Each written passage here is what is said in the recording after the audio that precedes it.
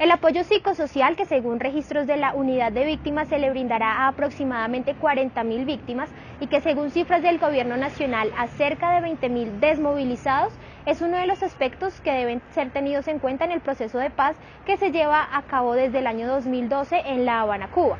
Es por esto que es importante realizar un paralelo entre el acompañamiento que se le ha brindado a las víctimas de la violencia y a exmilitantes de diferentes grupos armados. Revista En la Mira habló con el exdirigente del Grupo Ejército Popular de Liberación, Álvaro Villarraga, sobre sus inicios en este grupo armado, su reencuentro con la vida legal y la propuesta del grupo armado con respecto al apoyo psicosocial a excombatientes que fue negada por el Estado.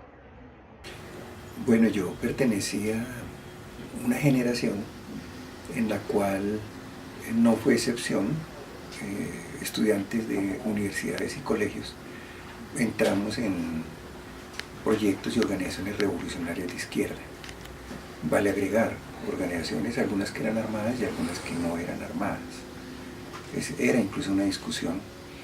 Y en los años 70, en los cursos de los años 70, estuve entre el colegio y después del 73 ingresando a la universidad. Había mucho fervor revolucionario, había mucha desconfianza en el régimen político, en el Frente Nacional, que no permitía organizaciones legales de izquierda. Había mucha desconfianza en las elecciones. Por obligación había que ser liberal o conservador, no se podía hacer de otra militancia política. Y a la vez había mucho auge de simpatía con el socialismo en todo el mundo, incluyendo en Colombia.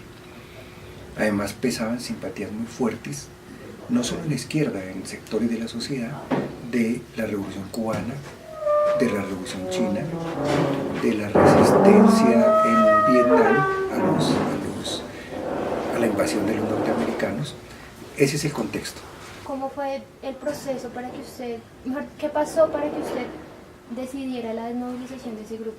Nos transformamos en un proyecto político en la legalidad y dejamos de ser un proyecto político insurreccional y armado porque cambió el régimen político.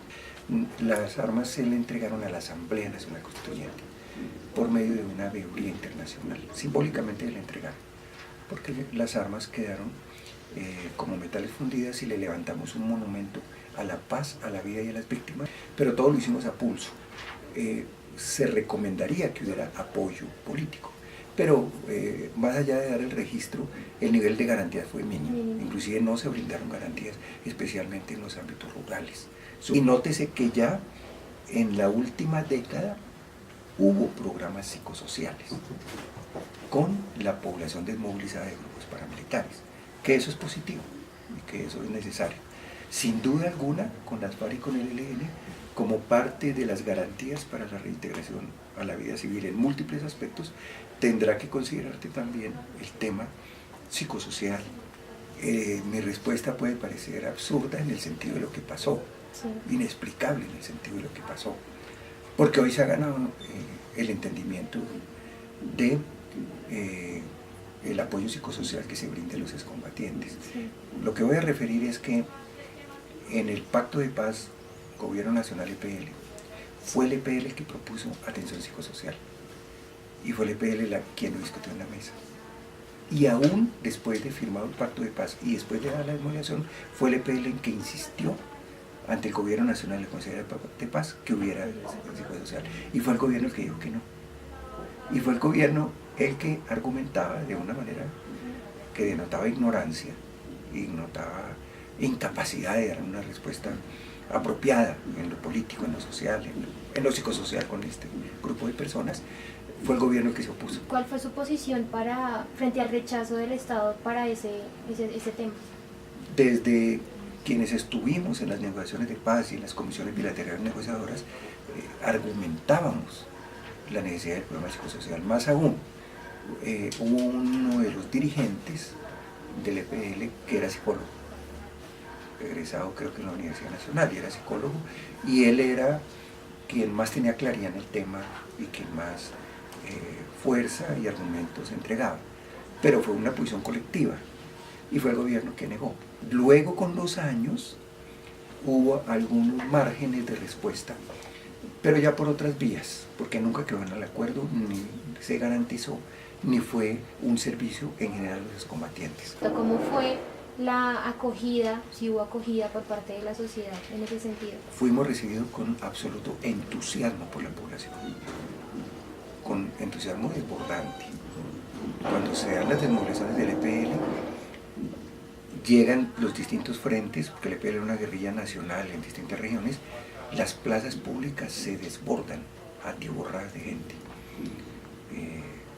Había entusiasmo, había respaldo al proceso de paz. Pero segundo punto, nosotros no tuvimos que volver a la población civil, para nada. Nosotros siempre estuvimos con la población. El Estado era el que no estaba. Nosotros no tuvimos que volver. Nosotros estábamos en los territorios. Nosotros no firmamos nada que suene como reinserción ni reintegración. Nosotros firmamos fue un capítulo que se llama reencuentro. ¿Reencuentro por qué? Porque era el Estado el que tenía que ir donde estaba ausente. Si no hay acompañamiento psicosocial hay riesgos, pero los riesgos son en doble vía. Tanto hay riesgos para los excombatientes, mujeres y hombres excombatientes, pues van a tener más situaciones traumáticas, más dificultades, muchas más prevenciones. Y va a haber riesgo también para las comunidades receptoras, para sus familias, para sus allegados, para los entornos sociales y ciudadanos donde ellos vayan a ejercer su actividad. Se necesita el acompañamiento psicosocial, pero yo doy por hecho que eso se va a dar. Porque también veo como con visión optimista los avances institucionales que se dan. Es decir, ya hoy no cabría en la cabeza de ningún funcionario ni en ninguna institución negar el tema psicosocial, al contrario, ya el Ministerio de Salud tiene políticas al respecto, hay normatividad, la ACR tiene un desarrollo importante de la experiencia psicosocial con excombatientes, incluso ha tenido que hacer revisiones en su enfoque. Yo no diría tan plano, es que eso lo va a tocar a la ACR. Es que yo creo que cuando se dé el paso a la vida civil y a la acción legal de las FARC y el ELN, también se van a dar cambios propios de sus acuerdos de paz. Es posible inclusive que la ACR se transforme, ¿sí?